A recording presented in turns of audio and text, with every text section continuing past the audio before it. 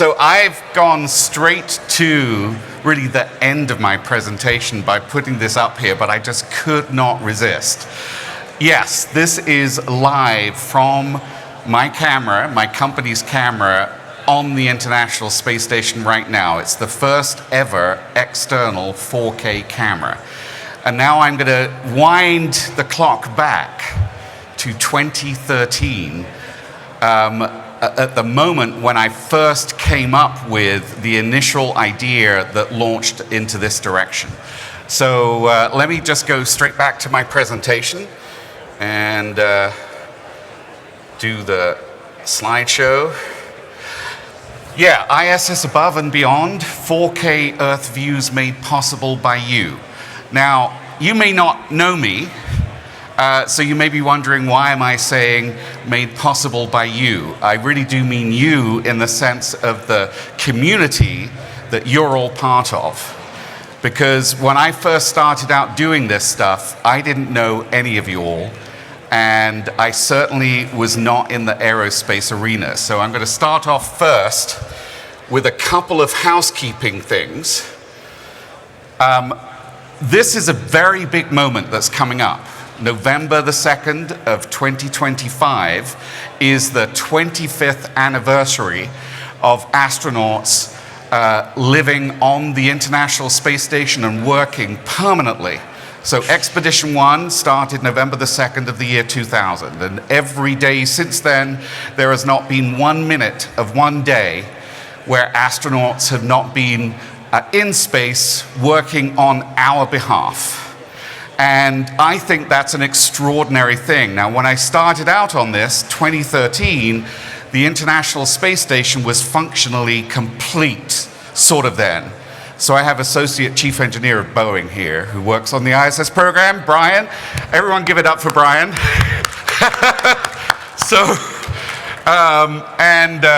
Feel free to jump in if you want to add anything in, Brian. But this is, so big thing coming up. Watch out for all of the things that are happening. So again, still not on my actual presentation journey yet, because housekeeping. A reminder, these are the 7 human beings who are currently on the International Space Station. There were actually 4 additional ones just a week ago. That was the Axiom 4 mission. 4 crew members were on that, but they came down, re-entered off the coast of California, and just, I'll tell you more about what I saw of that event, but here we go. Another housekeeping thing. I think if anyone here is interested in doing things on the space station or have things on the space station, a jolly good thing that you want to know is when that space station is passing you by. This is a calendar from my device that I'll be getting into in just a second. This is the Raspberry Pi computer thing.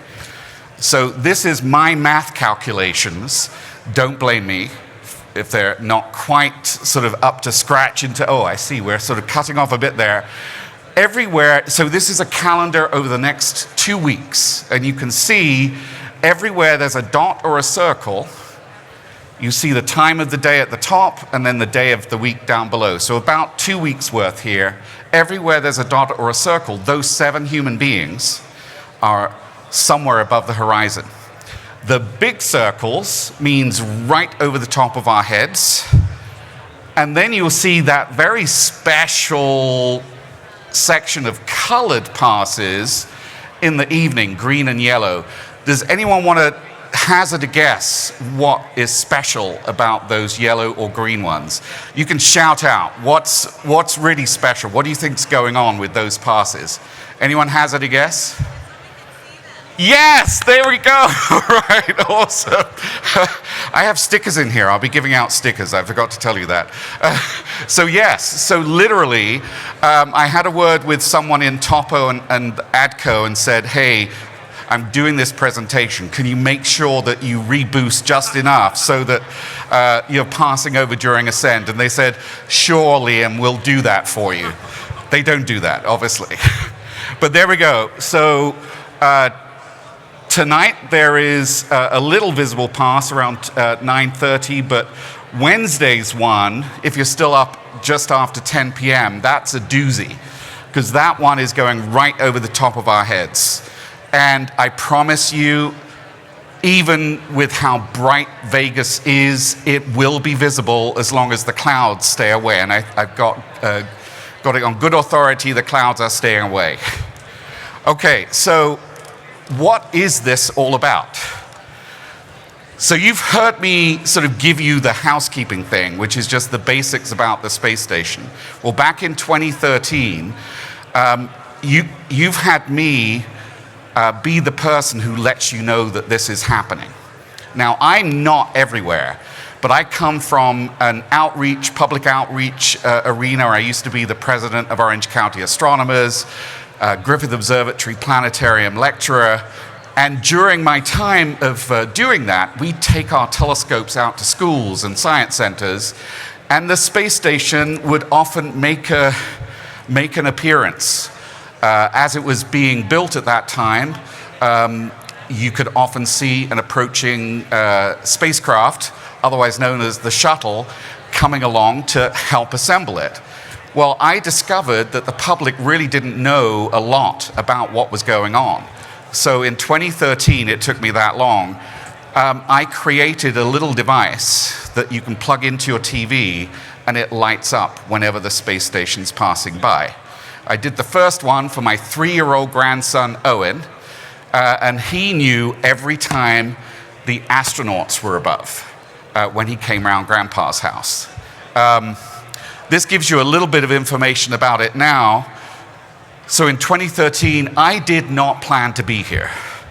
I had no idea that this is the trajectory that I'd be on. I merely wanted to be the coolest grandpa. But you know how you do it? You put your info on Facebook, and then you get an avalanche of friends liking it, and then a few people said, hey, Liam, I'm not 3 years old, and I'm not your grandson, but can I get one of these? So at that point, I did a Kickstarter, just on the basis of, okay, we'll see if people like this. Well, I did that Kickstarter in 2014, and do I have the next one? No, okay. I did the Kickstarter in 2014, and I shipped 300 of them a month after everyone paid their money. So not like your regular Kickstarter where it can take 10 years, it seems, or maybe never. You don't get it.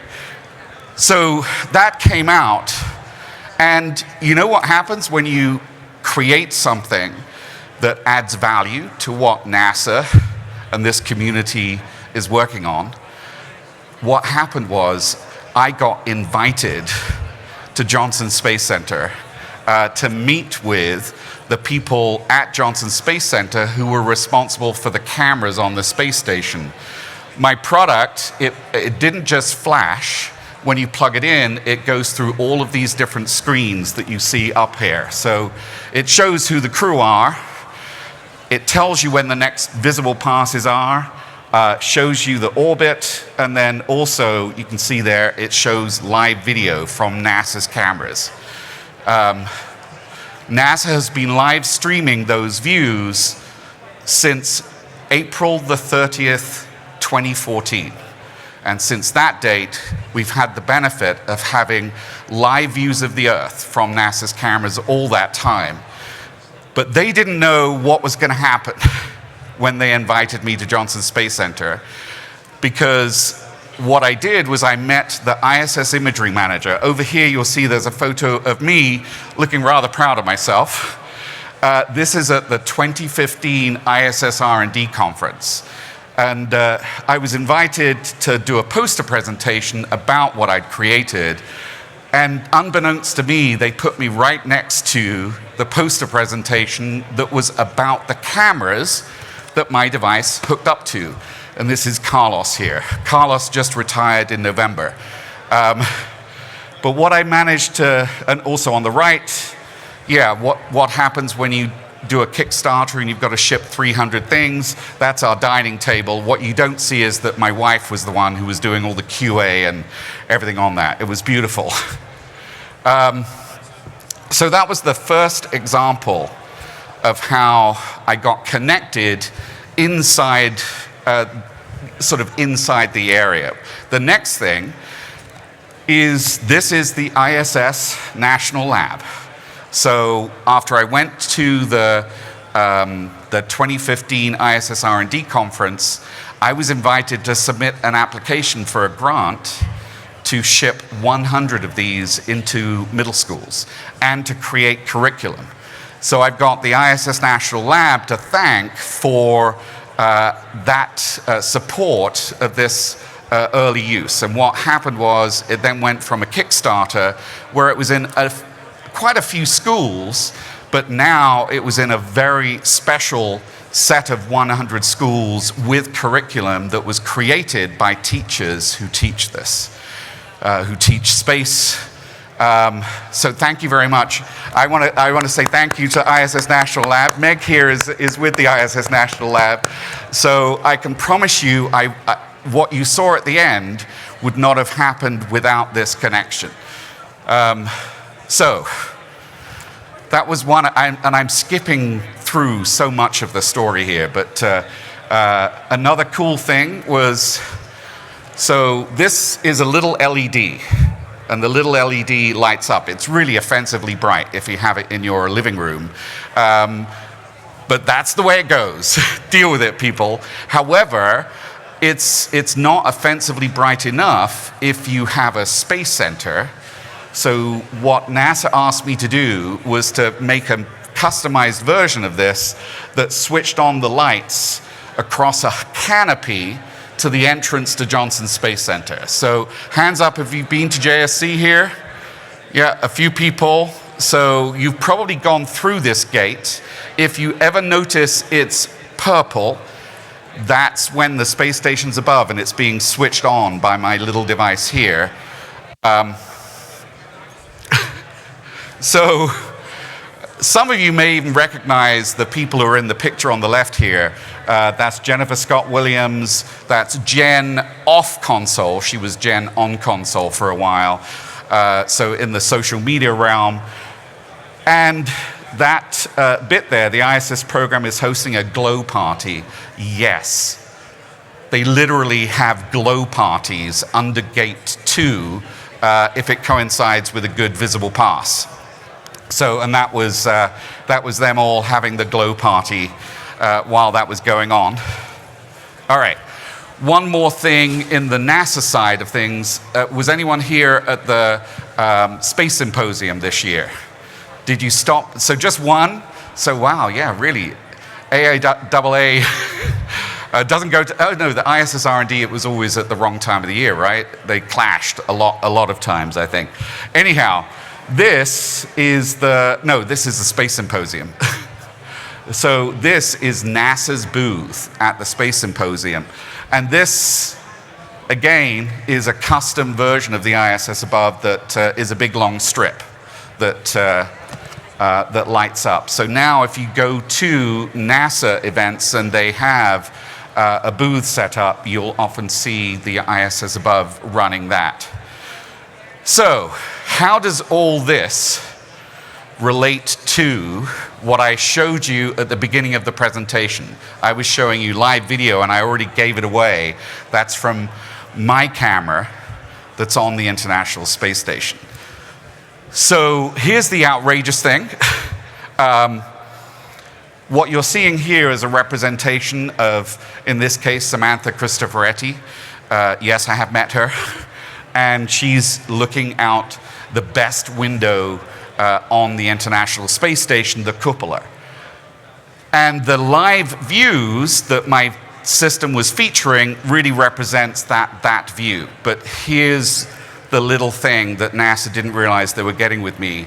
I do video production, and I've done it for a long time, and I loved the views, but I thought they could be improved. They're 720p resolution, and what I wanted at that time, back in 2016, was for them to at least be HD, full HD. But as time went on, I wanted them to obviously be 4K. So this is me being the polite thorn in the side of my friends at NASA, across many years, starting at 2015. That was the original presentation. In 2016, my poster presentation was options for upgrading the publicly accessible Earth-facing cameras on the ISS. 2020 was when NASA's original experiment, it was called the High Definition Earth Viewing Experiment. That was what was providing some really great views of the Earth from a variety of cameras. That died in July of 2019. Now, between 2016 and 2020, I discovered that as an education partner of the ISS National Lab, I discovered there was a pathway for anyone to design, develop, and pitch an idea to have their commercial payload on the space station. So from that point forward, from 2016 onwards, I went through several rounds of bringing companies into Johnson Space Center to investigate whether they were interested in doing that. And I got very close with 2 other companies. But in 2019, that was when I discovered, that's a bit about that. Okay, so everyone probably knows where this photo was taken. It's on the, is it the OB, anyway, it's on one of the buildings where we go to see launches of things.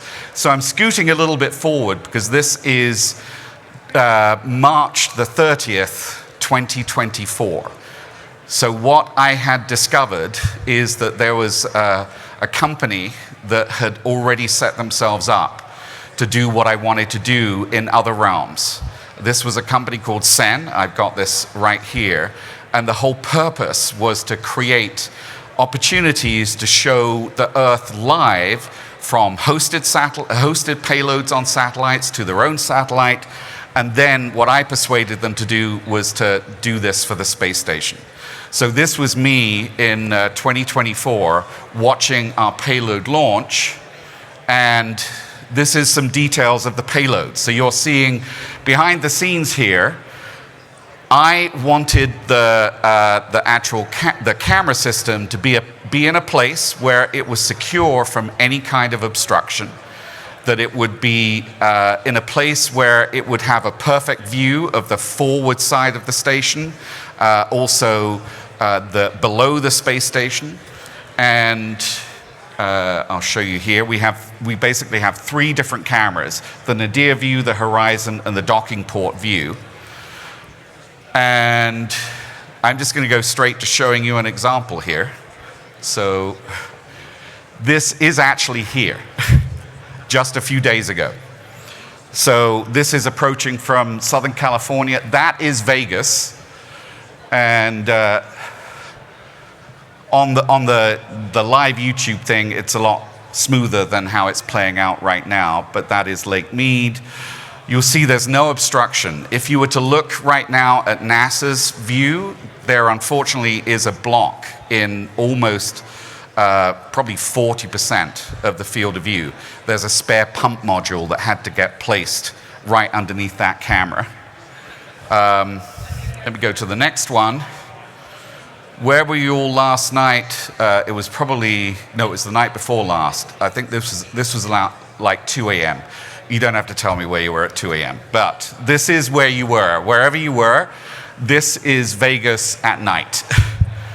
So our cameras work really well, both in daytime and at nighttime. And there are several things that are flashing periodically on there. So I think we managed to catch a few of the outside lights that are flashing at various times. All right, one more view. I wanted to show you the docking cam view. Let me get it going. Yes, there we go. So this is our docking cam view, and this is showing actually Crew 9. The spacecraft that's currently docked is Crew 10.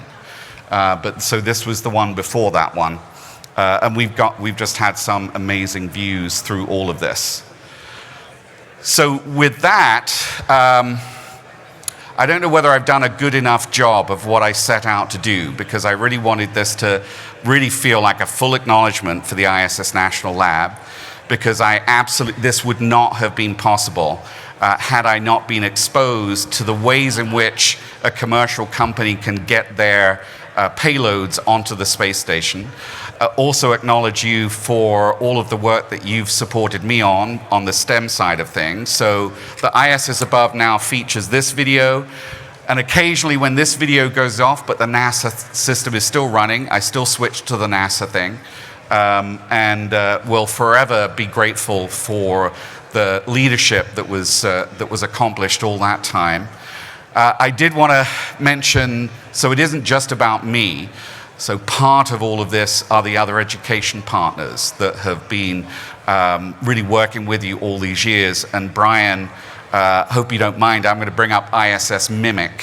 So Brian, in his spare time, which he has a lot of, but he's chosen to build an amazing 1/100 scale model of the International Space Station. It's a whole open source project that also has motors in it, and it tracks the solar panels based around live telemetry from the space station.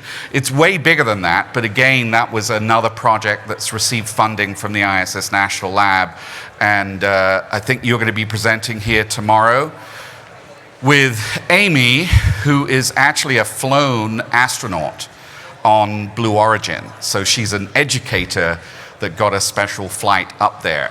What that really represents is the whole ecosystem that is here that supports educators and education is a really important aspect of what we're creating for the future of the Earth, of us as civilization. I'm not just talking about the space side of it.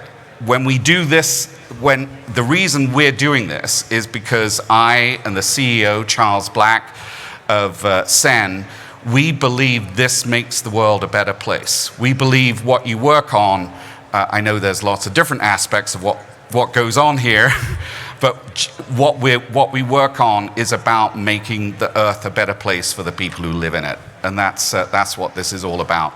So with that, I think I've, there was one more. I didn't show you the horizon cam. This is showing, is it Hurricane Eric? Which one is that? It's the one that was heading over to Florida. And this again is just the beautiful views that we can see. Obviously beautiful, but there's a hurricane on its way somewhere at this point. And I happen to know a few people who lost their homes in Florida as a result of this. But Earth and nature in all its majesty there. Oh. All right, so yeah, so this is showing you the way to get to the YouTube channel. It is literally youtube.com/cen/live. That will allow you to see these views 24/7, and barring loss of signal events. And with that, there you go. So my heartfelt thanks to this industry and what it all means. I really appreciate the welcoming nature and how you included me in this world. So thank you. I'm going to clap you now. All right. Are there any questions? Yes. Can we Zoom? No, we cannot Zoom. You can only do a digital Zoom. So we are, and that's a really good question. Why not? It obviously, by not building zoom lenses into this, it keeps the payload less complicated, less points of failure, and cheaper for a small company like ours to do this. There are only 20 people in our company, and so that's why we were doing it this way. But more than anything, it was for this. It was because we wanted our views to really represent the views a human being gets with their own eyes looking down at the Earth. Apart from the panoramic view, but the nadir camera view, we did it in such a way that it represents what an astronaut sees with their own eyes. So we're really bringing you and other people in the world up to the space station to view the Earth as you would if you were an astronaut. The next version of SpaceTV, which is SpaceTV 2, we are developing a whole raft of additional capabilities, including steerables with a tighter field of view, so the equivalent of zooming, and that will be an exciting time as well. Yes? I used to do curriculum for kids. Oh, great. Thank you. Okay. Oh, I used to do the EarthCam curriculum with groups, and so I'd like to set up to use this ISS Above one. It's like switch to it. So it's available products to buy. Yeah. So ISS Above, it costs $165. Schools just get them, plug them in. And I do want to be clear, you can absolutely get the views without this. This is just extra sauce on the dish of the International Space Station. And it glows whenever the ISS is above. Yeah, this one will do that absolutely for you. So that's great. And I can take you through some of the curriculum I've got. So this is something that you do yourself outside of your regular career job. Yeah. See, this is what it's all about. It is taking what you've got here and then helping the next workers get inspired and remain inspired. That's the cool thing. Like, workforce development is such a cool thing. So we definitely want to talk further. And so the last I heard, you'll probably know this more than I do, is the EarthCam had its last official mission. So the last official mission, they just ran it. It may be at the tail end of that. So, but this is certainly something that can be used in the same realm. EarthCam, in case you don't know, was a system that was originally created by Sally Ride. And I had the pleasure of meeting Sally when she did several of her events in Southern California, which was really where she was based at the time.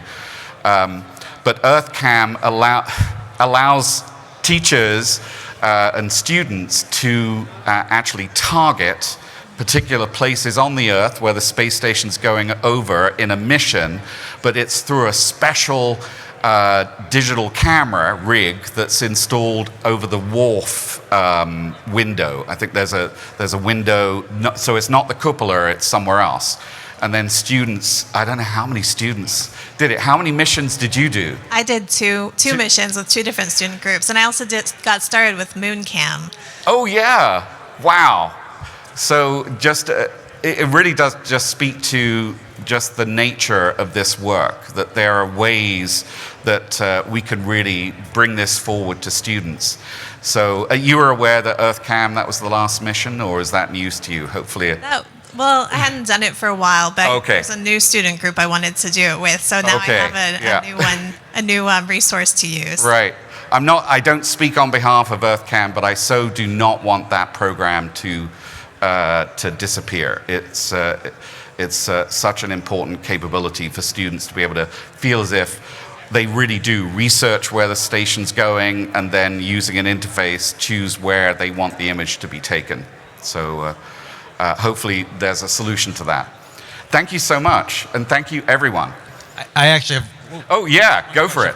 So before your session, we were talking a little bit about your collaboration with the AIAA LA chapter. Could you talk a little bit about that with people here? Also, we have 50 plus chapters across the country. Oh, right. To hear if that's something you're thinking about expanding. Yeah, I'd be honored to talk about that. Again, I don't know why I didn't put that slide up here. So I have done multiple events with the local chapter. I'm from Southern California, so it's the LA and Vegas chapter, and they have a booth over there, and they invited me to put an ISS Above over there, so you can actually see what it's like right over there.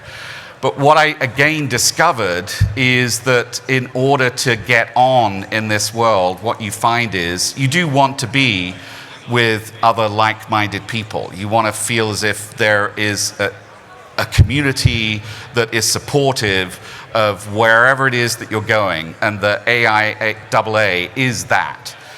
It's just an extraordinary organization. What I didn't share a great deal with is that there are organizations that have used these within their programs, and in which case they're sponsored. So basically they get some graphics on here that really represents their support of these programs. And certainly any chapter that would like to use these in any way, I'll make sure that you get that capability on it as well. So as well as displaying all of those screens that I showed you, it would show information about the local chapter, for instance. And this is just a little device that I'll just pass it around. I'll pass the whole thing around. There you go, Brian. I think we're a little bit over, but that's it. Anyway, thank you so much for the question. And again, thank you so much for AIAA for what you've done to make all this possible. All right, thank you.